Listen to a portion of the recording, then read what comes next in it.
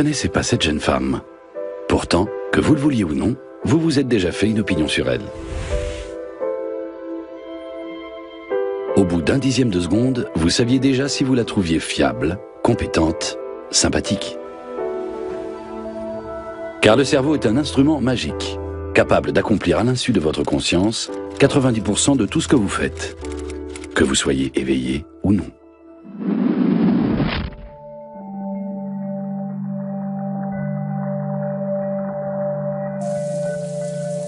Vous croyez avoir une idée? Sachez que votre cerveau l'a eu bien avant que vous en ayez conscience. Prenez la deuxième phrase. Tous les mots en sont déformés. Si vous déchiffrez sans difficulté ce méli-mélo de lettres, c'est parce que le cerveau les remet automatiquement dans le bon ordre. Il vous guide inconsciemment dans le chaos du quotidien moderne. Il prend des décisions avant même que vous n'ayez eu le temps de réfléchir et de peser le pour et le contre. Car le cerveau analyse les données de manière automatique. Nous sommes guidés par notre inconscient. La plupart de nos actes relèvent de lui. Les décisions que nous prenons, c'est lui qui nous les dicte. J'en viens souvent à me demander qui commande ici. Sommes-nous encore maîtres à bord? Quelle est la part de contrôle que nous exerçons vraiment? L'influence de notre inconscient s'exerce pratiquement sur tout. Les études récentes le confirment. La tendance n'est pas « on pensait que toutes ces choses étaient inconscientes, mais maintenant on découvre qu'elles sont conscientes ». Non, c'est même tout le contraire. Plus on avance dans nos recherches, plus la part du conscient diminue. La part du moi conscient dans notre tête rétrécit de plus en plus. Notre perception du monde étant lacunaire, notre cerveau reconstitue en quelque sorte les pièces manquantes. Comme ça, on peut continuer à avancer dans la vie. C'est plus simple de procéder ainsi, plutôt que d'essayer de se faire une représentation précise du monde. Notre cerveau se contente d'une estimation sommaire, parce que c'est plus rapide et qu'en général, ça fonctionne bien. Certaines personnes nous plongent sciemment dans l'illusion. Le magicien Apollo Robbins est un peu le gentleman cambrioleur de Las Vegas. Cet artiste nous rend aveugles à ce que nous voyons. Mais notre vue n'est pas concernée. C'est notre cerveau qui l'abuse.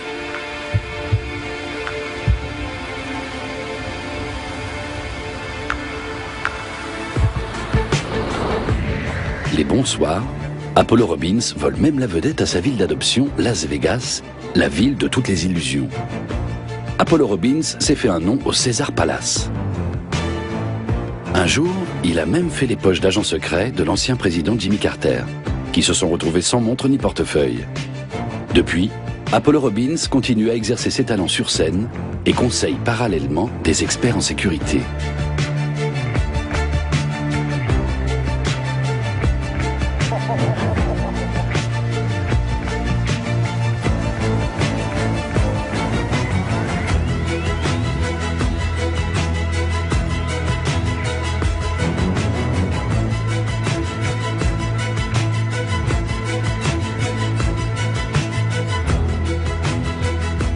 Quel est le truc d'Apollo Robbins?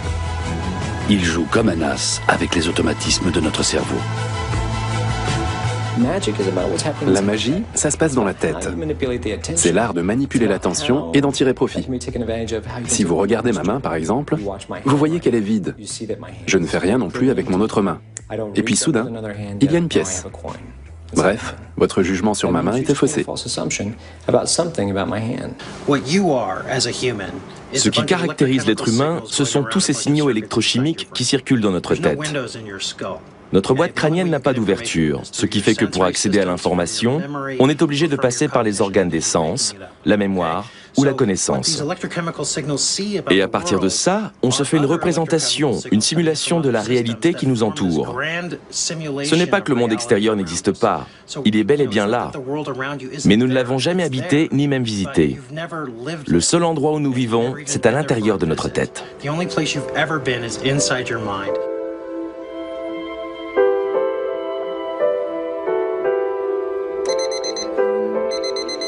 Dès que nous ouvrons les yeux au réveil, des signaux électrochimiques restituent de manière inconsciente le monde qui nous entoure. Notre pouvoir de décision conscient se limite le plus souvent à des sujets auxquels nous avons choisi de nous consacrer. En revanche, c'est le cerveau qui fait automatiquement et inconsciemment le tri dans la foule des perceptions. Si jamais ce jeune homme croise la femme de sa vie aujourd'hui, il ne la remarquera que si son inconscient la lui signale.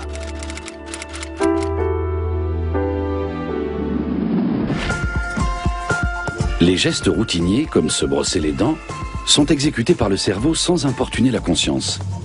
Il la sollicite uniquement pour les choses inédites et importantes. Car il suffit que 4 à 5 informations arrivent en même temps pour que notre conscience soit débordée.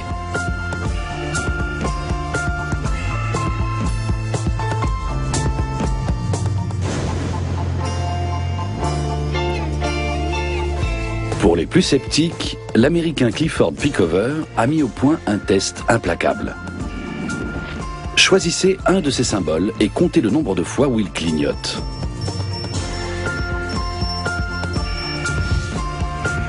Choisissez maintenant une carte.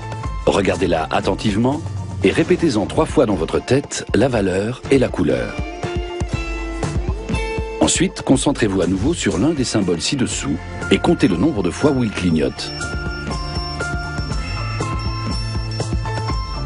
Et attention, nous avons enlevé la carte que vous aviez choisie. Pas vrai? Magique? Non, nous avons simplement remplacé toutes les cartes. Voici les cartes d'origine. Si vous ne l'avez pas remarqué, c'est parce que votre mémoire vive était surmenée. Sans nous en rendre compte, nous occultons des pans entiers du monde extérieur. Tout ça parce que nous nous concentrons sur un objet ou une tâche spécifique. Trouver la tenue adéquate pour le bureau ou pour accueillir un nouveau collègue, un geste trivial à première vue. Il n'en est rien. En fait, de nombreux signaux électrochimiques sont alors activés dans notre tête. Selon certains experts, il serait capable de traiter simultanément 200 000 données de plus que notre conscience. Car notre conscience est limitée au cortex cérébral, une fine couche stratifiée qui enveloppe le reste du cerveau comme un bonnet de bain. En quelques fractions de secondes, près de 15 milliards de neurones du cortex peuvent former de nouvelles connexions. Mais il faut savoir que le feu d'artifice de nos pensées conscientes entraîne une dépense d'énergie supérieure à celle occasionnée par les muscles d'un sportif de haut niveau.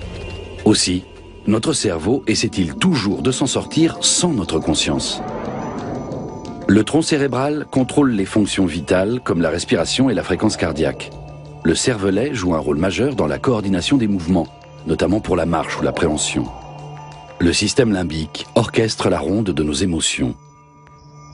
De toute façon, notre cerveau a toujours une longueur d'avance. Car un filtre inconscient, le thalamus, décide des informations qu'il juge suffisamment nouvelles et importantes pour les partager avec notre conscience. C'est peut-être pour cette raison que nous avons aussi peu d'influence consciente sur ce que nous sommes, sur ce que nous faisons, y compris sur notre façon de nous habiller.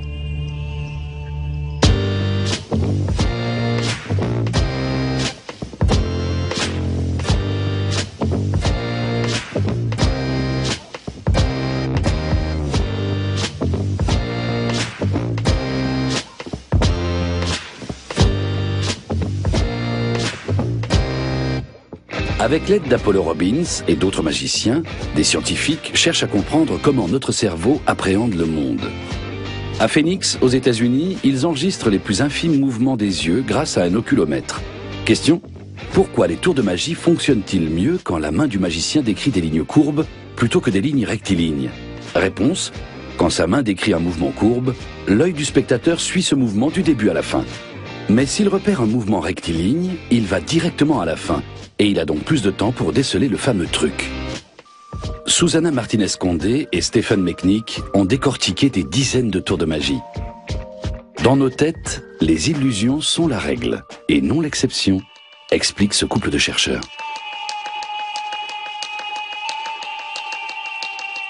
Originaire de Phoenix, Magic Tony est étudiant en psychologie. Il réalise souvent des tours de magie en laboratoire.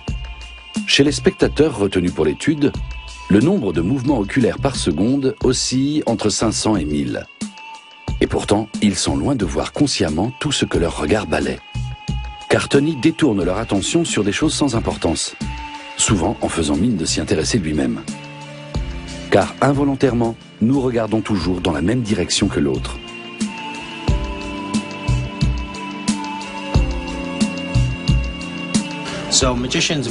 Les magiciens utilisent souvent des petits explosifs pour détourner l'attention du public.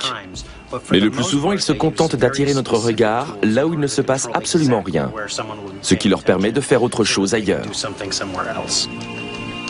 Tony déplace la pièce avec un aimant qu'il fait glisser sous la table.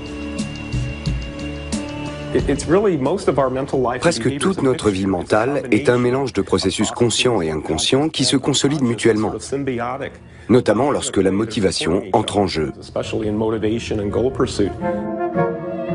La Bing Nursery School est une maternelle pilote de l'université Stanford près de San Francisco. Son nom est lié au fameux test du marshmallow, ou test de la guimauve, qui a eu lieu ici dans les années 70. Cet exercice, destiné à évaluer le self-control et la motivation des enfants, nous l'avons refait avec des enfants d'aujourd'hui, quitte à plonger des bambins de 4 ans dans un cruel dilemme. Dans ce jeu, il y a 2 assiettes. Regarde, j'en mets un ici et 2 là. Tu préfères 2 guimauves ou une guimauve? 2. 2 guimauves, ok. 2. Tu en veux 2, c'est ça? 2. 2, ok. On va faire la chose suivante. Je vais sortir pour terminer un petit travail. Mais tu peux m'appeler à tout moment en appuyant sur la sonnette. Si tu le fais, tu auras seulement une seule guimauve. Si tu attends que je revienne, tu auras 2 guimauves. D'accord? À tout à l'heure.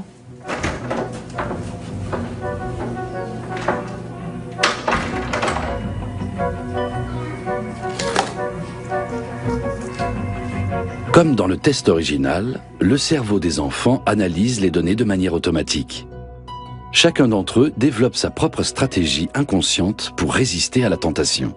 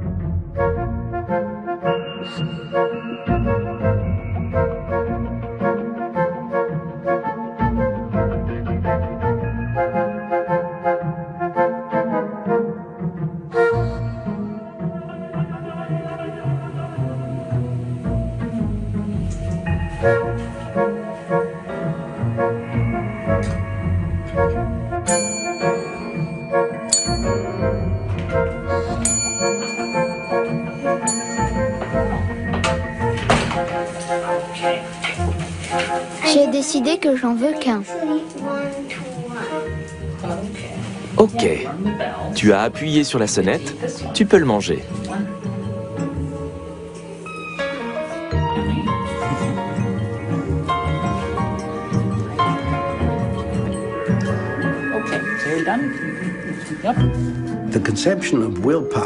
Nous avons une conception erronée de la volonté, qui est une attitude stoïque où l'on serre les dents pour aller jusqu'au bout de son projet. En fait, c'est la meilleure façon de le faire échouer, parce que c'est au-delà de nos forces. La solution, c'est d'appréhender l'environnement et de le transformer. La seule chose à faire, c'est de changer sa perception et de focaliser son attention sur autre chose.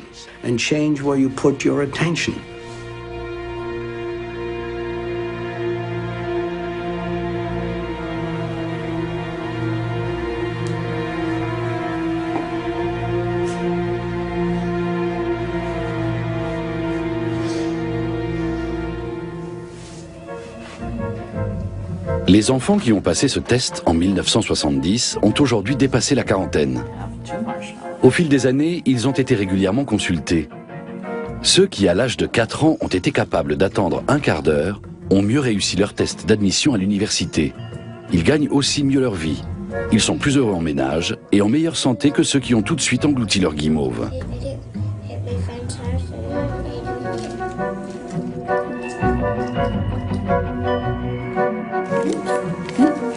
Deux assiettes. Très bien. Nous avons tous terminé. Merci d'avoir joué.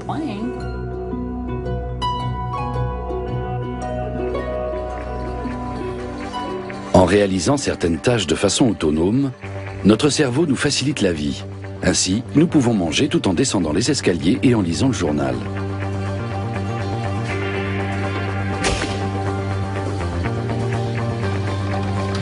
Thé ou café?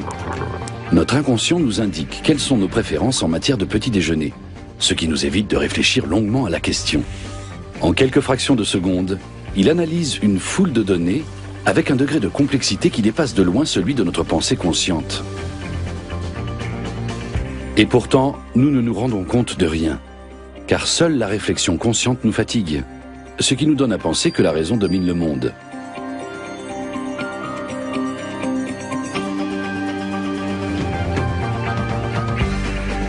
Avaler des fraises au yaourt en position debout, un jeu d'enfant pour le cerveau et son activité inconsciente. Il prend aussi en charge les mouvements des pieds et des mains quand nous sommes au volant. Si nous devions en permanence être attentifs à tout, comme lors de notre première leçon de conduite, la plupart d'entre nous prendraient le train.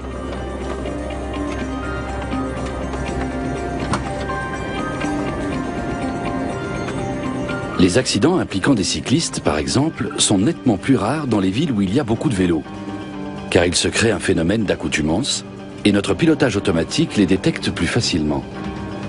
Mais dès qu'un danger nouveau apparaît, les données analysées sont transférées vers notre conscience. C'est plus souple, mais aussi plus lent. Nous vivons en permanence dans le passé. Tout ce que nous percevons de façon consciente s'est passé un tiers de seconde au moins auparavant. Cela a des conséquences concrètes, par exemple, sur nos réactions dans la circulation. En fait, nous ne percevons pas ce décalage. Nous n'avons pas conscience du travail de l'inconscient. Nous avons l'impression de vivre les choses dans l'instant.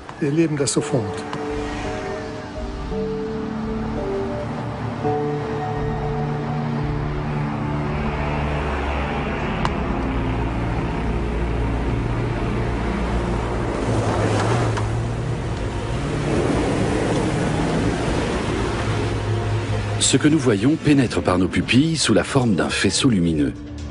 Au fond de nos globes oculaires siège la rétine dont les cellules codent l'image sous la forme d'impulsions électriques transmises au nerf optique. 50 millisecondes plus tard, ces impulsions atteignent les cellules nerveuses du thalamus, autrement dit, le gardien de la conscience. S'il y a un danger, le thalamus n'envoie pas seulement l'image au cortex visuel primaire, localisé à l'arrière du cerveau, mais aussi en parallèle à l'amygdale cérébrale, le pivot de la peur. Celle-ci déclenche aussitôt une série de gestes réflexes. Après seulement 150 millisecondes, on commence à se mouvoir sans savoir pourquoi. Car l'image dans notre tête est maintenant décortiquée par différents modules de manière inconsciente. Certains neurones spéciaux analysent les couleurs, d'autres les contours et les contrastes, avant de les comparer à notre banque d'images et de données fondée sur notre expérience.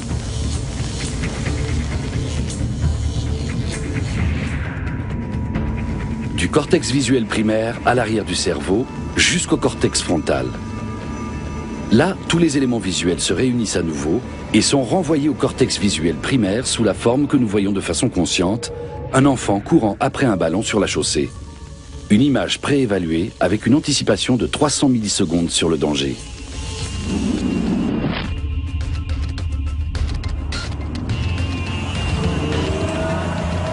C'est uniquement grâce à ce mécanisme que Martha réussit à retenir l'enfant. Si vous dressez le pouce devant vous, avec le bras bien tendu et que vous regardez votre ongle, celui-ci représente environ 1 degré de votre champ de vision. Si vous aviez 360 pouces, il formerait un cercle autour de votre tête. Cet angle d'1 degré, c'est la taille de la fovea, la zone de la rétine où l'acuité visuelle est la meilleure. Partout ailleurs, l'acuité visuelle est bien moins bonne. Dans la perception, notre mémoire est généralement l'organe sensoriel le plus important. Nous voyons à 99% ce qui est déjà présent dans notre mémoire. Seul 1% vient s'ajouter par l'intermédiaire des organes des sens.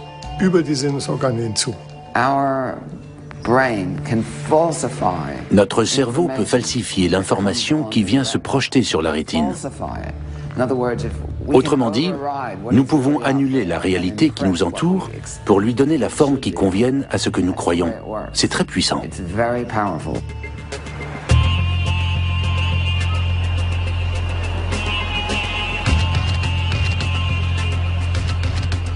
Notre monde est de plus en plus complexe.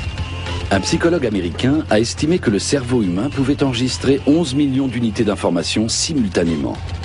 Mais seules 40 d'entre elles le sont de façon consciente.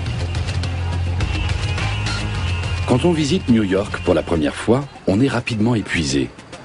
Mais à force de déambuler dans des lieux comme Times Square, nous nous repérons plus facilement. S'il en est ainsi, c'est parce que nous gérons de moins en moins d'impressions de façon consciente.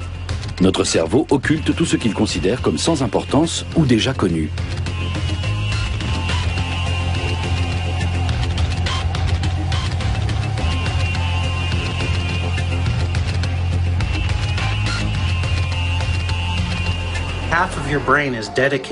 La moitié de votre cerveau est exclusivement occupée à traiter des informations visuelles. Si l'on ne voyait pas uniquement notre pouce avec précision, mais l'ensemble de notre champ de vision en haute résolution, il faudrait que notre cerveau soit au moins 500 fois plus gros pour traiter toutes ces informations. Mais même là, notre attention continuerait à en sélectionner de petites portions. Le test suivant a été conçu par le psychologue Daniel Simon. Attention, vous allez devoir compter les passes de l'équipe en blanc. C'est parti.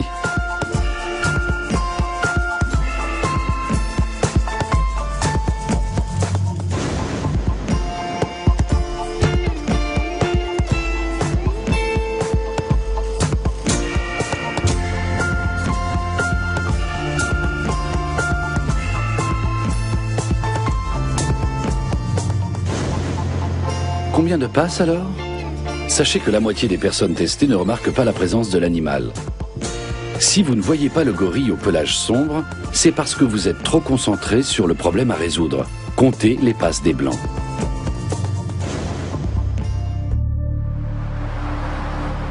Car notre cerveau décide sans la conscience si telle ou telle information doit être relevée ou non. Il est aussi à l'œuvre quand nous croisons celui ou celle qui pourrait devenir notre grand amour.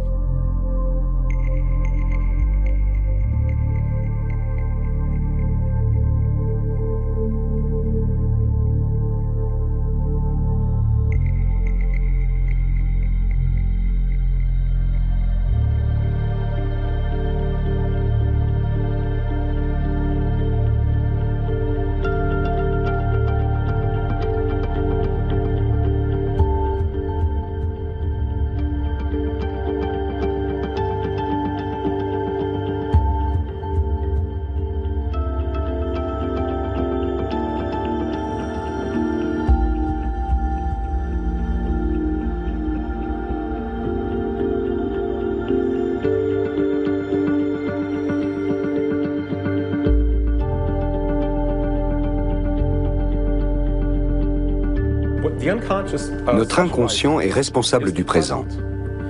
Notre conscience est capable de voyager dans le temps. Elle peut se perdre dans le passé comme se projeter dans l'avenir. Mais qui garde la boutique pendant que nous voyageons entre l'avenir et le passé?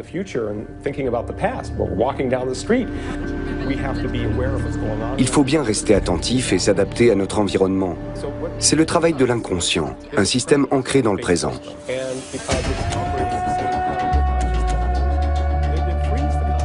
Si nous n'avions que notre conscience, dès que nous voyagerions dans le temps, nous nous ferions percuter par une voiture, par exemple. Notre inconscient gère donc le présent à notre place, et le présent est terriblement dangereux. It's a dangerous thing. Hast du den nicht? Du hast sie doch. Pass auf, ich schick sie dir per SMS, ja? Bis gleich. Tschüss.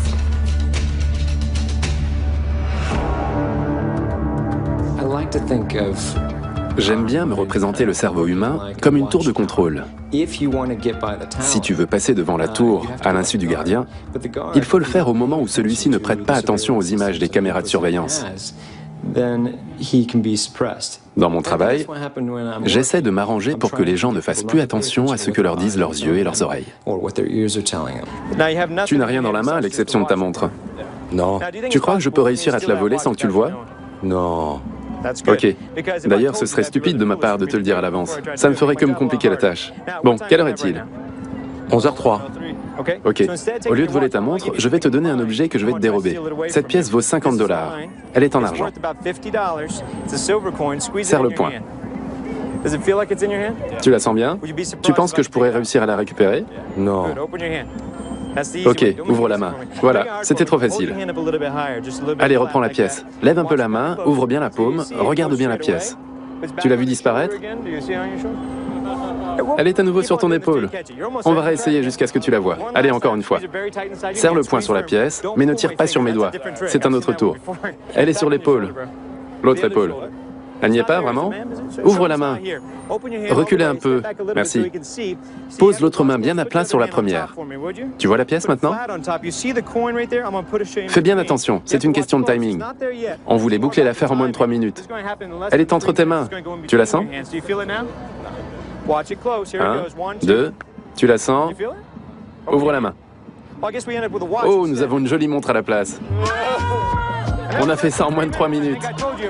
Maintenant, tu peux reprendre ta montre et tu as droit aussi aux applaudissements de tes amis. Merci.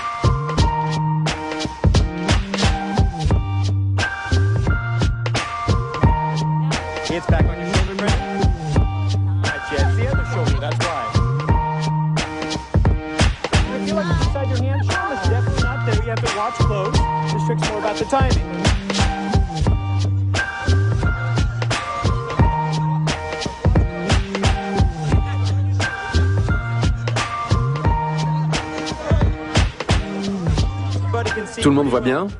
On va se mettre à l'aise, ok? C'est mieux comme ça, non? Maintenant, tu serres la pièce entre tes mains. Le bouton du col est fermé. C'est ta montre, n'est-ce pas?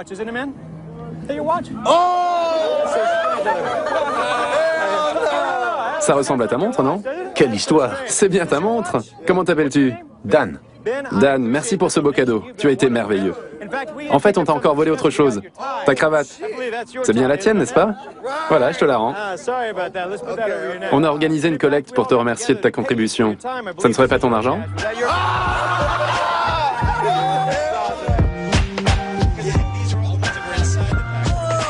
Et celle-là, je l'ai trouvée dans ta boîte à cigarettes.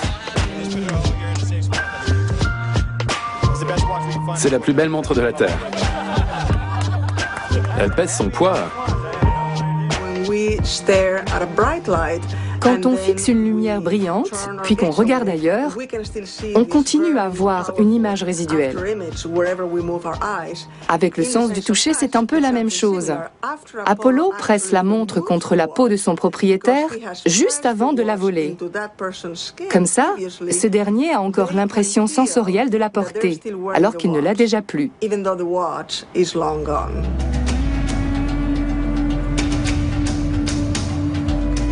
Si l'on peut se déplacer en somnambule à travers le monde, c'est parce que chacune de nos expériences laisse une trace, et donc un souvenir.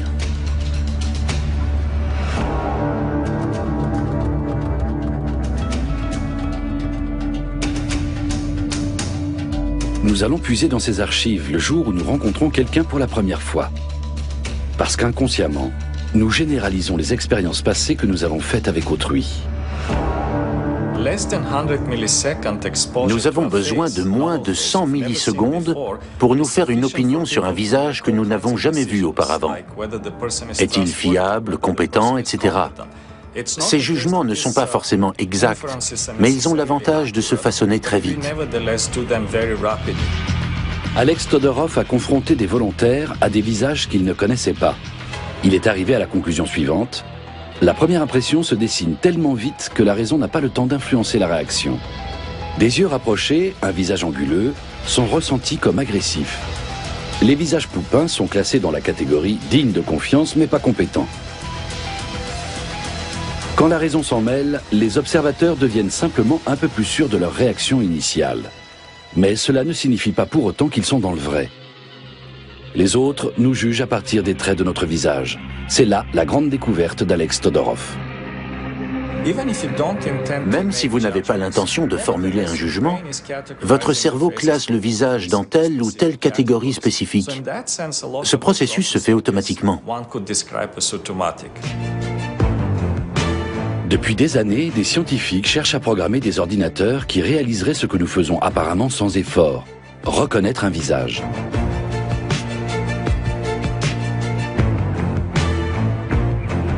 Ce module spécial dans le lobe temporal droit scanne les visages.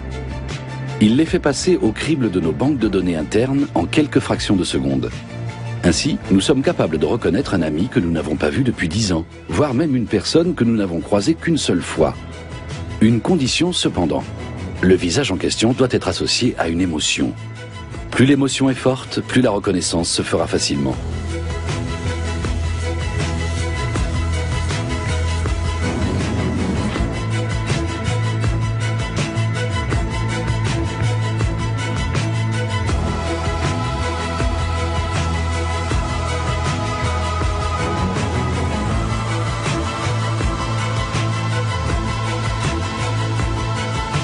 Nos expressions faciales sont dues à l'activation de l'un ou de plusieurs dizaines de muscles composant le visage. Si l'on passe en revue toutes les combinaisons possibles, seulement 3000 d'entre elles sont porteuses de sens. Et notre cerveau les connaît toutes.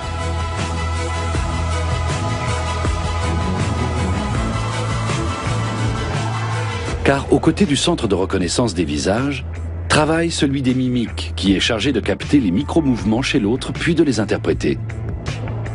Les informations sont ensuite transmises à la zone de notre cerveau responsable de l'empathie. Nous voyons un visage et nous croyons ressentir ce que l'autre ressent. Parce que des signaux électrochimiques circulant inconsciemment nous y poussent. C'est quelque chose que nous ne pouvons ni verbaliser, ni contrôler. Un rire franc, par exemple, est déclenché par d'autres groupes de muscles qu'un rire forcé. Pourtant, nous avons le plus grand mal à faire la différence entre les deux.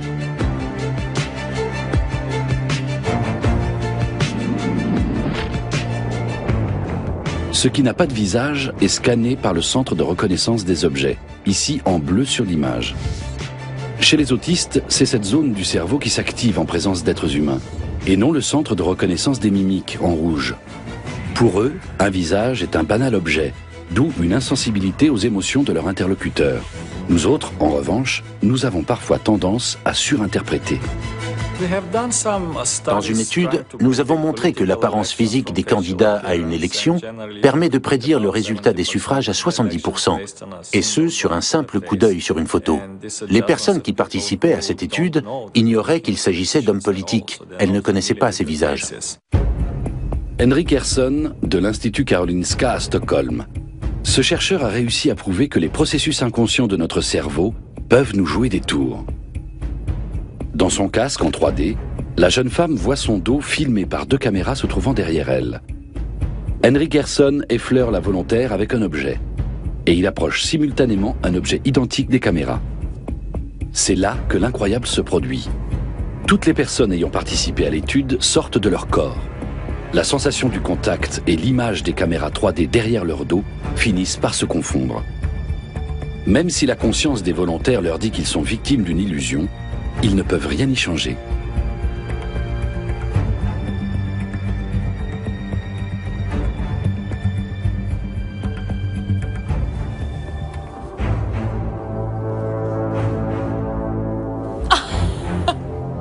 C'est juste une illusion. Nous croyons à tort que nous pouvons faire confiance à notre corps. En réalité, la perception que nous avons de notre corps est une construction mentale, comme pour tout ce que nous voyons. On gravit un cran supplémentaire quand la collègue d'Henry Kerson, Valeria Petkova, fixe les caméras sur la tête d'un mannequin. On essaie maintenant de suggérer à la jeune femme que le corps masculin du mannequin qu'elle voit dans son casque en 3D est son propre corps.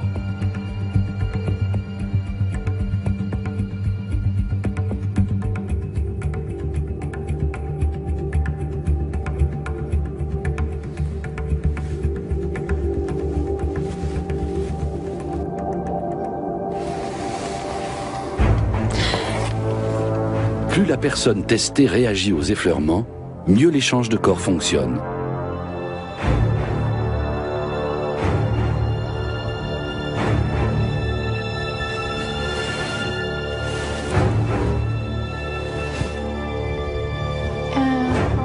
Comment vous sentez-vous? C'était vraiment désagréable? Oui, parce que j'ai vraiment eu l'impression que c'était mon propre corps et que vous vouliez l'entailler. On va faire une pause. Ces illusions, impossible de s'en débarrasser. Ce corps ressemble à peu près au mien, il est à peu près à la même place que le mien. Comme les effleurements vus et ressentis se produisent en même temps, votre cerveau en conclut « oui, c'est mon corps ». Il y a une hiérarchie dans les perceptions sensorielles. Les sens les plus importants sont le toucher et le sens de l'équilibre. Tous les autres sens finissent par s'y soumettre. De même, la vue prend le pas sur l'ouïe. Vous n'y croyez pas? Laissez agir sur vous l'effet McGurk. Vous allez entendre à présent deux syllabes différentes, ba et fa. Vous réussissez à faire la différence entre ces deux syllabes, car vous associez le son que vous entendez au mouvement des lèvres. Pa, pa, pa, pa, pa, pa, pa, pa, pa, pa, pa, pa, pa, pa. Mais si dans un instant vous faites le va-et-vient entre la gauche et la droite de l'écran, vous allez entendre bas à gauche et autre chose à droite. Il s'agit pourtant du même son dans les deux cas, bas. Pa, pa, pa, pa, pa, pa, pa, pa, pa, pa, pa, pa, pa, pa. Votre cerveau n'informe même pas votre conscience du conflit. Il le règle automatiquement.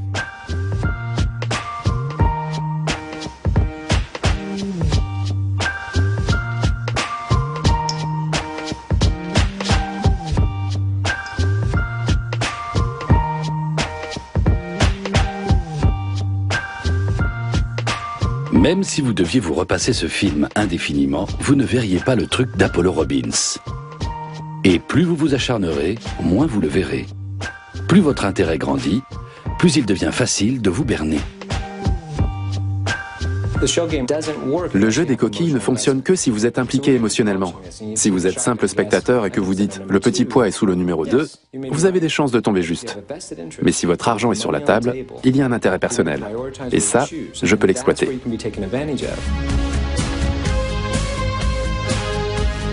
Pas étonnant que notre premier rendez-vous galant nous mette les nerfs à vif. En quelques fractions de secondes, notre cerveau scanne une foule de détails.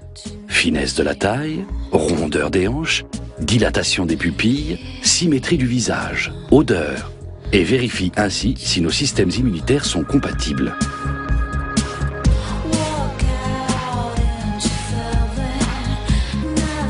Les scientifiques savent aujourd'hui que nous tombons le plus souvent amoureux de personnes qui nous ressemblent. Nous aurions même tendance à choisir des partenaires dont la largeur de nez et le QI sont comparables aux nôtres.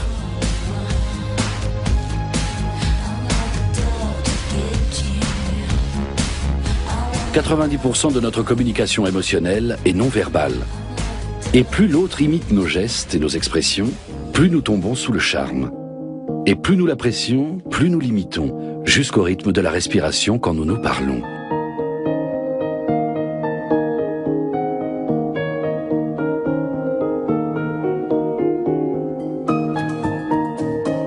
tombons amoureux, notre cerveau libère une grande quantité d'hormones. Ces hormones troublent notre perception et créent une dépendance. Ainsi, nous n'aspirons plus qu'à une chose, être avec l'autre.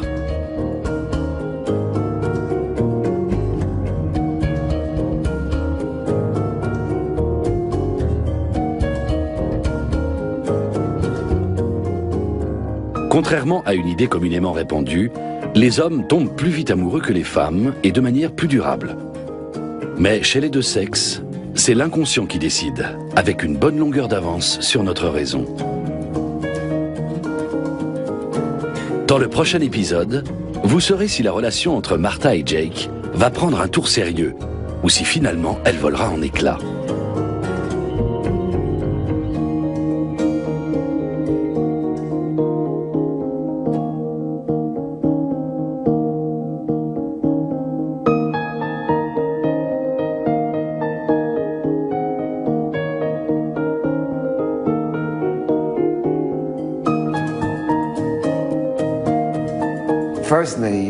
Vous regardez une femme, une partenaire potentielle, et immédiatement vous vous mettez à assimiler toutes sortes de choses.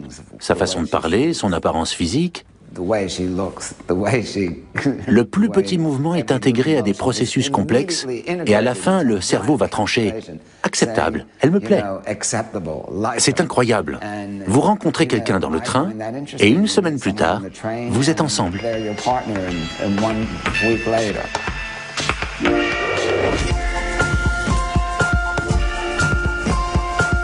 La semaine prochaine, deuxième partie de cette fascinante exploration des automatismes du cerveau. Et dans un instant, nous serons touchés par le rêve fou de Monsieur Pilipenko, construire un sous-marin vert.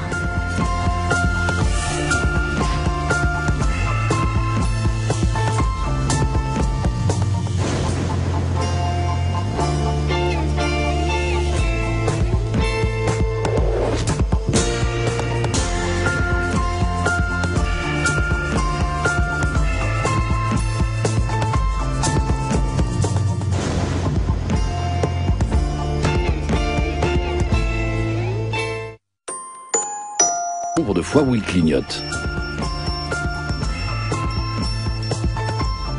Et attention, nous avons enlevé la carte que vous aviez choisie. Pas vrai? Magique? Non, nous avons simplement remplacé toutes les cartes. Voici les cartes d'origine. Si vous ne l'avez pas remarqué, c'est parce que votre mémoire vive était surmenée. Sans nous en rendre compte, nous occultons des pans entiers du monde extérieur. Tout ça parce que nous nous concentrons sur un objet ou une tâche spécifique.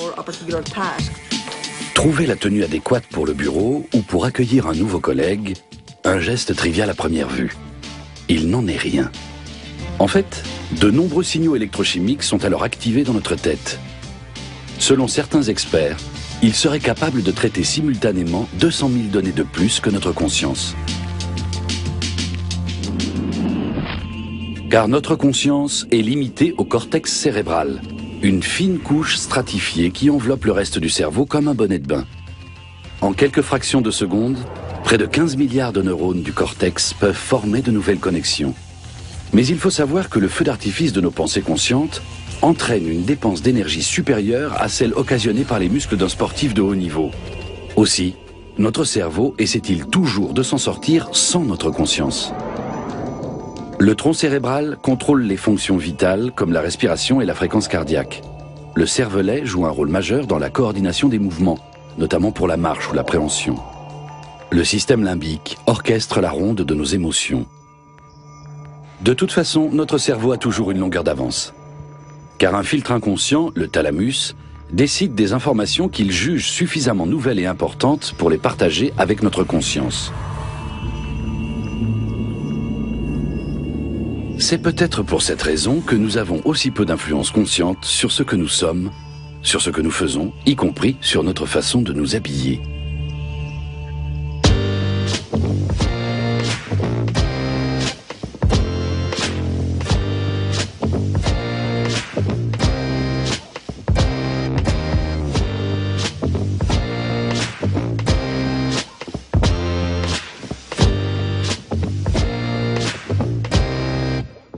Avec l'aide d'Apollo Robbins et d'autres magiciens, des scientifiques cherchent à comprendre comment notre cerveau appréhende le monde. À Phoenix, aux États-Unis, ils enregistrent les plus infimes mouvements des yeux grâce à un oculomètre. Question: pourquoi les tours de magie fonctionnent-ils mieux quand la main du magicien décrit des lignes courbes plutôt que des lignes rectilignes? Réponse: quand sa main décrit un mouvement courbe, l'œil du spectateur suit ce mouvement du début à la fin. Mais s'il repère un mouvement rectiligne, il va directement à la fin, et il a donc plus de temps pour déceler. Comme dans le test original, le cerveau des enfants analyse les données de manière automatique. Chacun d'entre eux développe sa propre stratégie inconsciente pour résister à la tentation.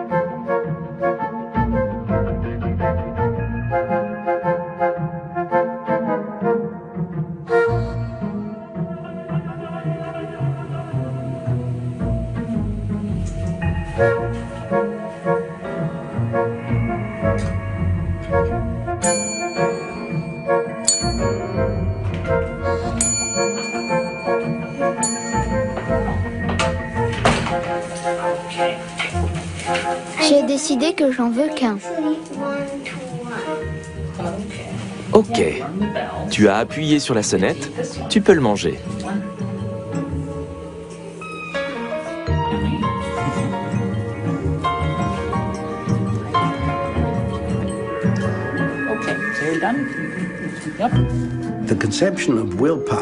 Nous avons une conception erronée de la volonté, qui est une attitude stoïque où l'on serre les dents pour aller jusqu'au bout de son projet.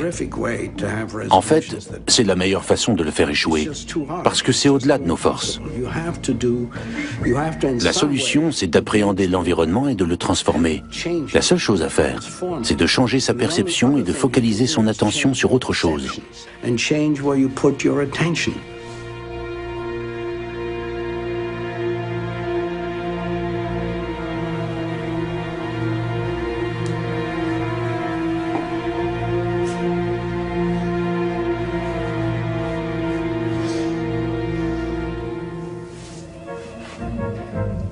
Les enfants qui ont passé ce test en 1970 ont aujourd'hui dépassé la quarantaine.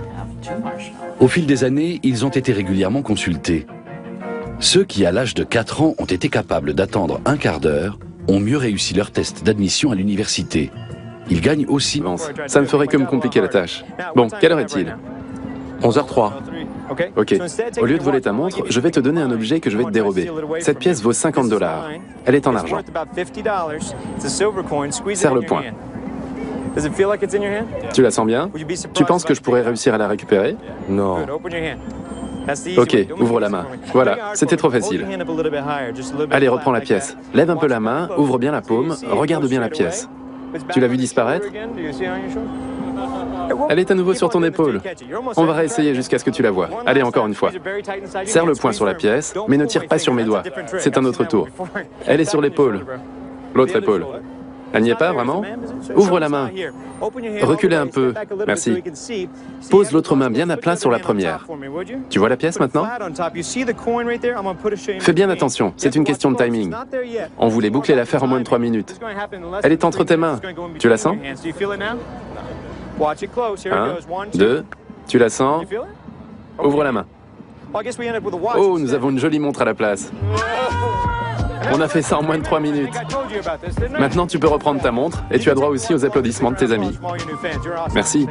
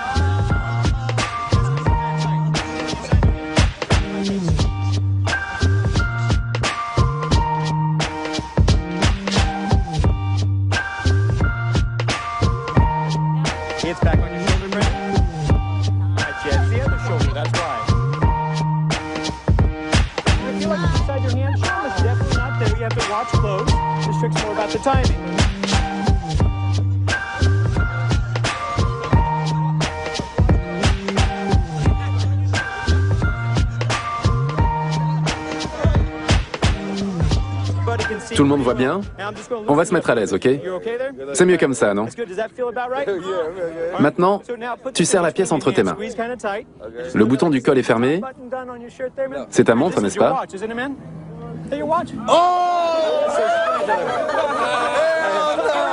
Ça ressemble à ta montre, non? Quelle histoire! C'est bien ta montre. Comment t'appelles-tu? Dan. Dan, merci pour ce beau cadeau. Tu as été merveilleux. En fait, on t'a encore volé autre chose. Ta cravate. C'est bien la tienne, n'est-ce pas? Voilà, je te la rends. On a organisé une collecte pour te remercier de ta contribution. Ça ne serait pas ton argent? Est chargé de capter les micro-mouvements chez l'autre, puis de les interpréter. Les informations sont ensuite transmises à la zone de notre cerveau responsable de l'empathie. Nous voyons un visage et nous croyons ressentir ce que l'autre ressent. Parce que des signaux électrochimiques circulant inconsciemment nous y poussent. C'est quelque chose que nous ne pouvons ni verbaliser, ni contrôler.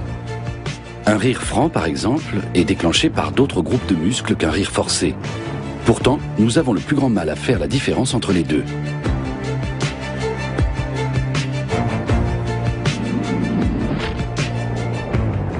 Ce qui n'a pas de visage est scanné par le centre de reconnaissance des objets, ici en bleu sur l'image. Chez les autistes, c'est cette zone du cerveau qui s'active en présence d'êtres humains, et non le centre de reconnaissance des mimiques en rouge. Pour eux, un visage est un banal objet, d'où une insensibilité aux émotions de leur interlocuteur. Nous autres, en revanche, nous avons parfois tendance à surinterpréter. Dans une étude, nous avons montré que l'apparence physique des candidats à une élection permet de prédire le résultat des suffrages à 70%, et ce, sur un simple coup d'œil sur une photo. Les personnes qui participaient à cette étude ignoraient qu'il s'agissait d'hommes politiques. Elles ne connaissaient pas ces visages. Henrik Ersson, de l'Institut Karolinska à Stockholm.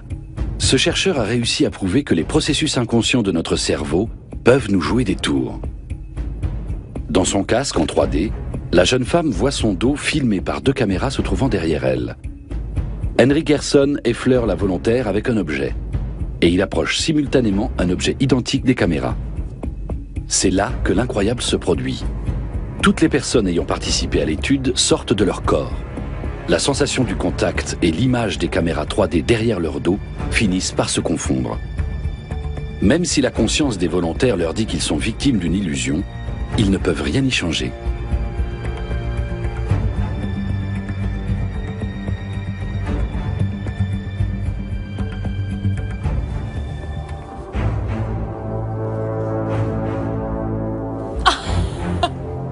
C'est juste une illusion. Nous croyons à tort que nous pouvons faire confiance à notre corps. En réalité, la perception que nous avons de notre corps est une construction mentale, comme pour tout ce que nous voyons. On gravit un cran supplémentaire quand la collègue d'Henrik Ersson, Valeria Petkova, fixe les caméras sur la tête d'un mannequin. On essaie maintenant de suggérer à la jeune femme que le corps masculin du mannequin qu'elle voit dans son casque en 3D est son propre corps.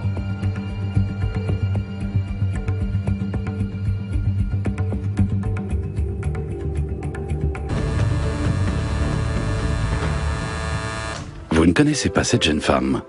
Pourtant, que vous le vouliez ou non, vous vous êtes déjà fait une opinion sur elle.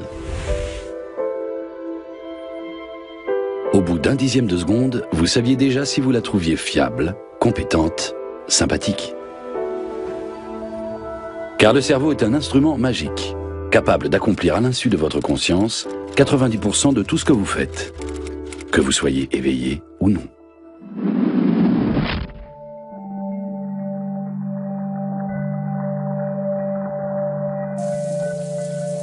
Vous croyez avoir une idée? Sachez que votre cerveau l'a eu bien avant que vous en ayez conscience. Prenez la deuxième phrase. Tous les mots en sont déformés. Si vous déchiffrez sans difficulté ce méli-mélo de lettres, c'est parce que le cerveau les remet automatiquement dans le bon ordre. il vous guide inconsciemment dans le chaos du quotidien moderne. Il prend des décisions avant même que vous n'ayez eu le temps de réfléchir et de peser le pour et le contre. Car le cerveau analyse les données de manière automatique. Nous sommes guidés par notre inconscient. La plupart de nos actes relèvent de lui. Les décisions que nous prenons, c'est lui qui nous les dicte. J'en viens souvent à me demander qui commande ici. Sommes-nous encore maîtres à bord? Quelle est la part de contrôle que nous exerçons vraiment? L'influence de notre inconscient s'exerce pratiquement sur tout. Les études récentes le confirment. La tendance n'est pas « on pensait que toutes ces choses étaient inconscientes, mais maintenant on découvre qu'elles sont conscientes ». Non, c'est même tout le contraire. Plus on avance dans nos recherches, plus la part du conscient diminue. La part du moi conscient dans notre tête rétrécit de plus en plus. Notre perception du monde étant lacunaire, notre cerveau reconstitue en quelque sorte les pièces manquantes. Comme ça, on peut continuer à avancer dans la vie. C'est plus simple de procéder ainsi, plutôt que d'essayer de se faire une représentation précise du monde. Notre cerveau se contente d'une estimation sommaire, parce que c'est plus rapide et qu'en général, ça fonctionne bien. Certaines personnes nous plongent sciemment dans l'illusion. Le magicien Apollo Robbins est un peu le gentleman cambrioleur de Las Vegas. Cet artiste nous rend aveugles à ce que nous voyons. Mais notre vue n'est pas concernée. C'est notre cerveau qui l'abuse.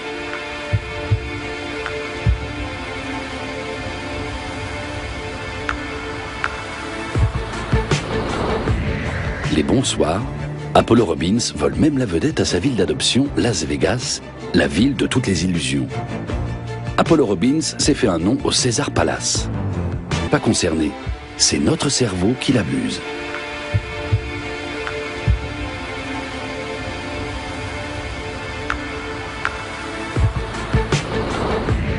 Les bons soirs, Apollo Robbins vole même la vedette à sa ville d'adoption, Las Vegas, la ville de toutes les illusions.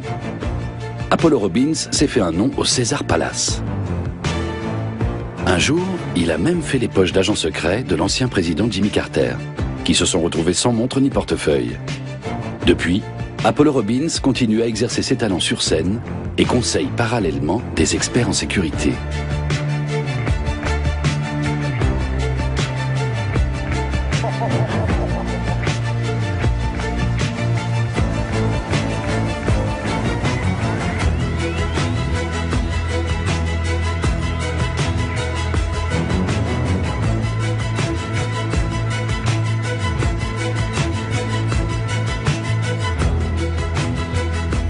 Quel est le truc d'Apollo Robbins?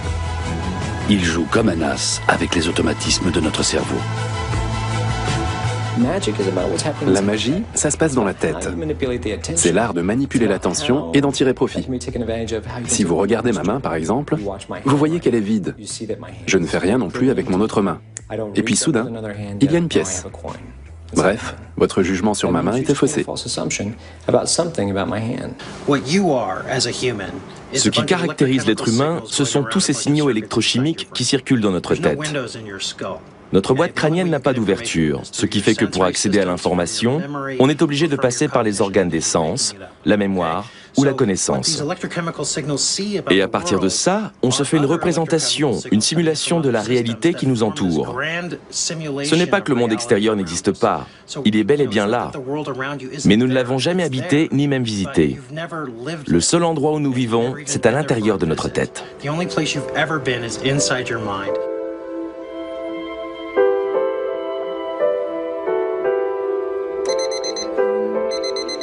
Dès que nous ouvrons les yeux au réveil, des signaux électrochimiques restituent de manière inconsciente le monde qui nous entoure. Notre pouvoir de décision conscient se limite le plus souvent à des sujets auxquels nous avons choisi de nous consacrer. En revanche, c'est le cerveau qui fait automatiquement et inconsciemment le tri dans la foule des perceptions. Si jamais ce jeune homme croise la femme de sa vie aujourd'hui, il ne la remarquera que si son inconscient la lui signale.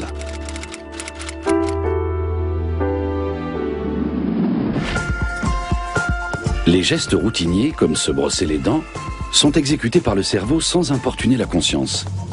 Il la sollicite uniquement pour les choses inédites et importantes.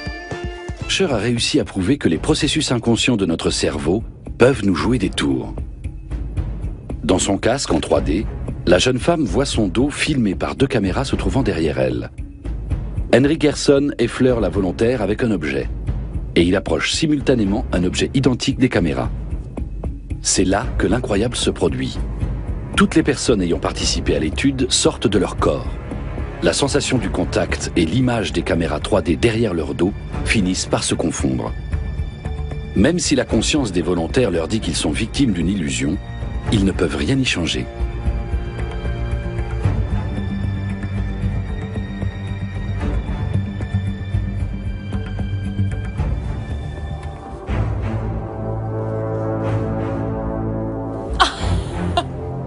C'est juste une illusion. Nous croyons à tort que nous pouvons faire confiance à notre corps. En réalité, la perception que nous avons de notre corps est une construction mentale, comme pour tout ce que nous voyons. On gravit un cran supplémentaire quand la collègue d'Henry Gerson, Valeria Petkova, fixe les caméras sur la tête d'un mannequin. On essaie maintenant de suggérer à la jeune femme que le corps masculin du mannequin qu'elle voit dans son casque en 3D est son propre corps.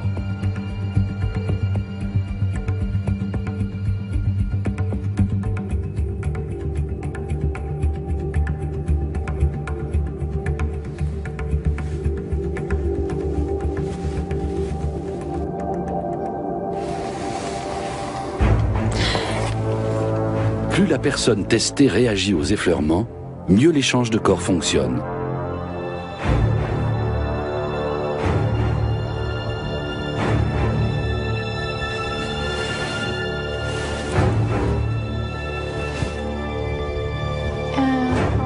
Comment vous sentez-vous? C'était vraiment désagréable? Oui, parce que j'ai vraiment eu l'impression que c'était mon propre corps et que vous vouliez l'entailler. On va faire une pause. Ces illusions, impossible de s'en débarrasser. Ce corps ressemble à peu près au mien, il est à peu près à la même place que le mien. Comme les effleurements vus et ressentis se produisent en même temps, votre cerveau en conclut « oui, c'est mon corps ». Il y a une hiérarchie dans les perceptions sensorielles. Les sens les plus importants sont le toucher et le sens de l'équilibre. Tous les autres sens finissent par s'y soumettre. De même, la vue prend le pas sur l'ouïe. Vous n'y croyez pas? Laissez agir sur vous l'effet McGurk. Vous allez entendre à présent 2 syllabes différentes, ba et fa. Vous réussissez à faire la différence entre ces 2 syllabes, car vous associez le son sur ce que nous faisons, y compris sur notre façon de nous habiller.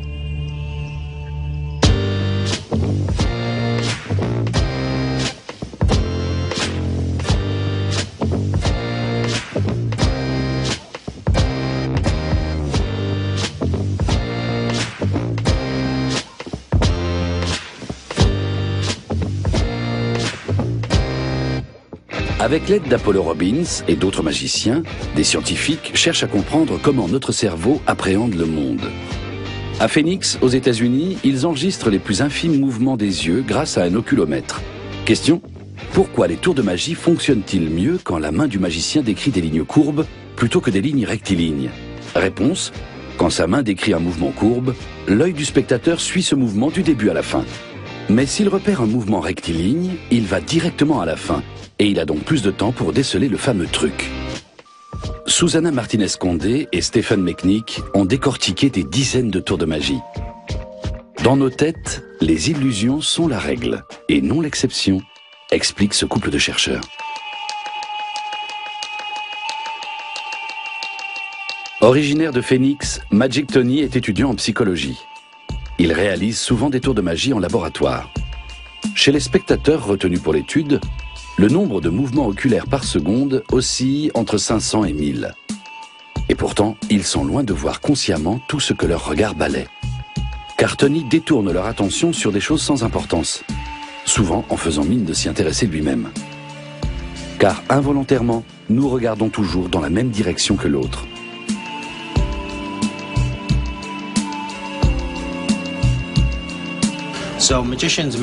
Les magiciens utilisent souvent des petits explosifs pour détourner l'attention du public. Mais le plus souvent, ils se contentent d'attirer notre regard là où il ne se passe absolument rien, ce qui leur permet de faire autre chose ailleurs. Tony déplace la pièce avec un aimant qu'il fait glisser sous la table. Presque toute notre vie mentale est un mélange de processus conscients et inconscients qui se consolident mutuellement, notamment lorsque la motivation entre en jeu. La Bing Nursery School est une maternelle pilote de l'université Stanford près de San Francisco. Son nom est lié au fameux test du marshmallow, ou test de la guimauve, qui a eu lieu ici dans les années 70. Cet exercice, destiné à évaluer le self-control et la motivation des enfants, nous l'avons refait avec des enfants d'aujourd'hui, quitte à plonger des bambins de 4 ans dans un cruel dilemme. Dans ce jeu, il y a 2 assiettes. Regarde, j'en mets un ici et 2 là. Tu préfères 2 guimauves ou une... Ressemble à ta montre, non? Quelle histoire! C'est bien ta montre. Comment t'appelles-tu? Dan. Dan, merci pour ce beau cadeau. Tu as été merveilleux. En fait, on t'a encore volé autre chose. Ta cravate. C'est bien la tienne, n'est-ce pas? Voilà, je te la rends. On a organisé une collecte pour te remercier de ta contribution. Ça ne serait pas ton argent?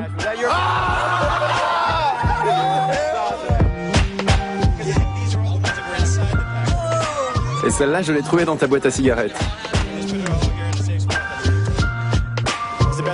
C'est la plus belle montre de la Terre. Elle pèse son poids. Quand on fixe une lumière brillante, puis qu'on regarde ailleurs, on continue à voir une image résiduelle. Avec le sens du toucher, c'est un peu la même chose. Apollo presse la montre contre la peau de son propriétaire juste avant de la voler.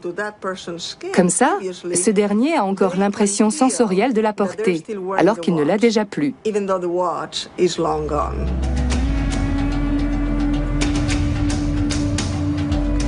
Si l'on peut se déplacer en somnambule à travers le monde, c'est parce que chacune de nos expériences laisse une trace, et donc un souvenir.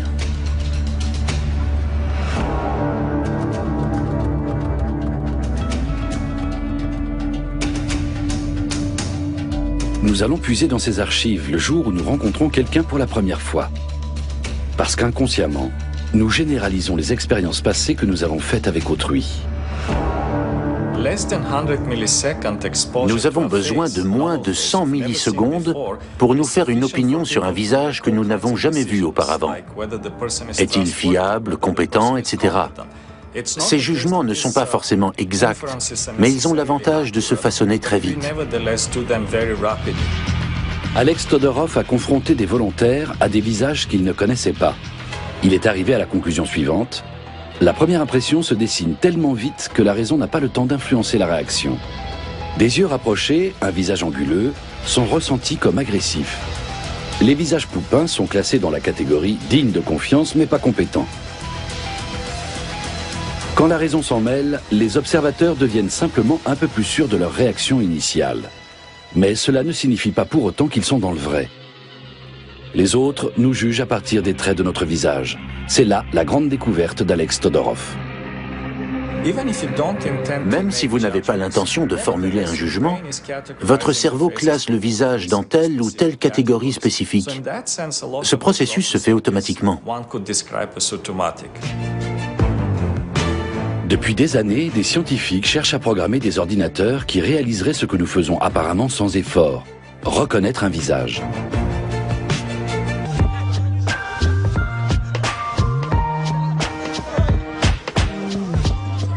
Tout le monde voit bien? On va se mettre à l'aise, ok? C'est mieux comme ça, non? Maintenant, tu serres la pièce entre tes mains. Le bouton du col est fermé. C'est ta montre, n'est-ce pas?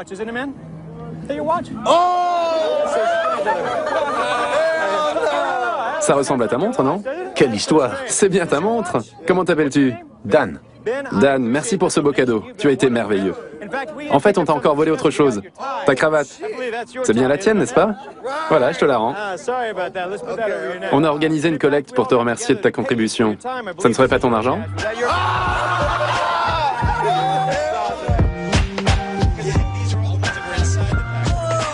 Et celle-là, je l'ai trouvée dans ta boîte à cigarettes. C'est la plus belle montre de la Terre. Elle pèse son poids. Quand on fixe une lumière brillante, puis qu'on regarde ailleurs, on continue à voir une image résiduelle. Avec le sens du toucher, c'est un peu la même chose. Apollo presse la montre contre la peau de son propriétaire juste avant de la voler. Comme ça, ce dernier a encore l'impression sensorielle de la porter, alors qu'il ne l'a déjà plus.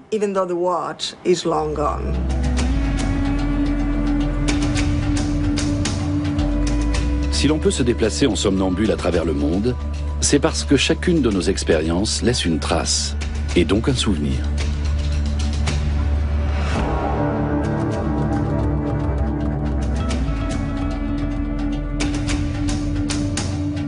Nous allons puiser dans ces archives le jour où nous rencontrons quelqu'un pour la première fois.